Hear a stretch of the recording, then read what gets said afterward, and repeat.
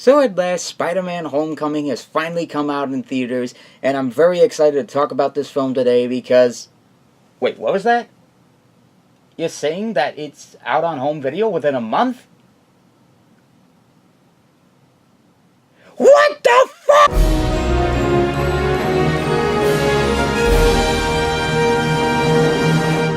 Spider-Man Homecoming.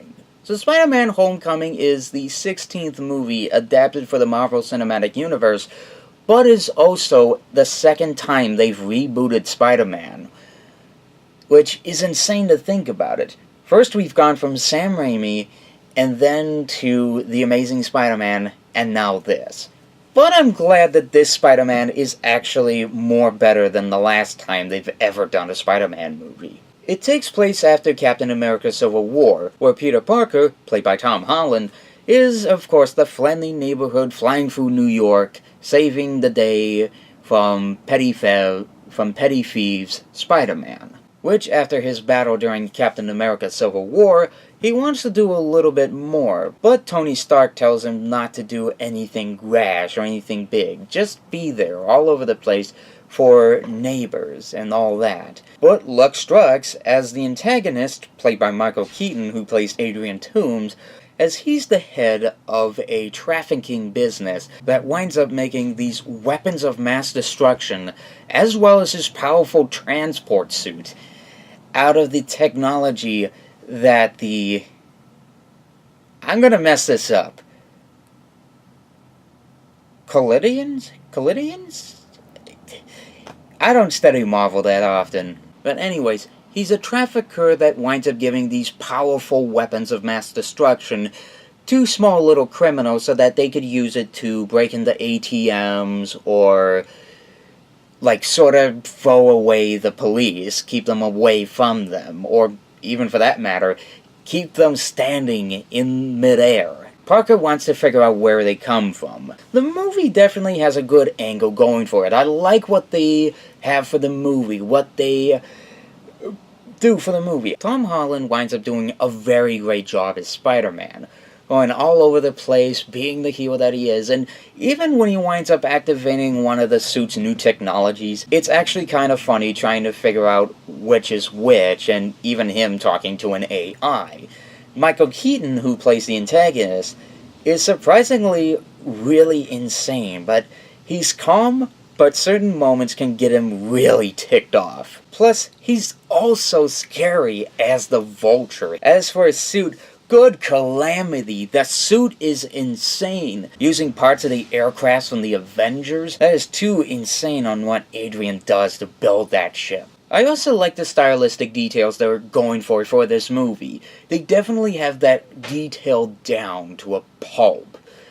They know what they're doing, and other than that, the characters are really well put together. And the angles they go for the film, and even the twist, which I won't give away, is a shocking one. They definitely tried to use the little rule that Pixar has. I also like the principal photography for the movie. Locations like New York, LA, and Atlanta, Georgia are really well put together locations to use for the movie. Although the movie is meant to take place in New York, they definitely do a good job of actually making it look like the state itself. It's definitely really well put together, and definitely it wants me coming back to see it again and again and again once it's out on home video and other services. The big thing for me is that we actually get to see another character than the usual cliche, what's one they usually bring up in the Spider-Man franchise. I know one of the big ones is the Green Goblin, but there's also the very popular Venom, and honestly, I don't know. I've never really watched The Amazing Spider-Man. They weren't that good, but I just don't think it was up my alley. Overall, the antagonist was really good. I love Michael Keaton as him. He portrays it pretty down to the nail, but honestly, this wasn't the first time he played a superhero. In fact, he played Batman in the 1989 film, as well as its sequel in '92. I'm talking about Batman and Batman Returns, for those that don't know what I'm talking about. But when you get down to brass and tacks with this film, it's definitely saying that the cinematography is great, the acting and casting choices are really great, and the writing is just superb. If it has critics raving about it, and audiences raving about it, and especially now that this is the first time that the movie's actually tied in to the Marvel Cinematic Universe, at least Spider-Man-wise, then this film is the greatest film in the Marvel series. There are sure a bunch of others, but they're mainly worth watching on Blu-ray, or in the case of FX, since they usually seem to air those movies a lot.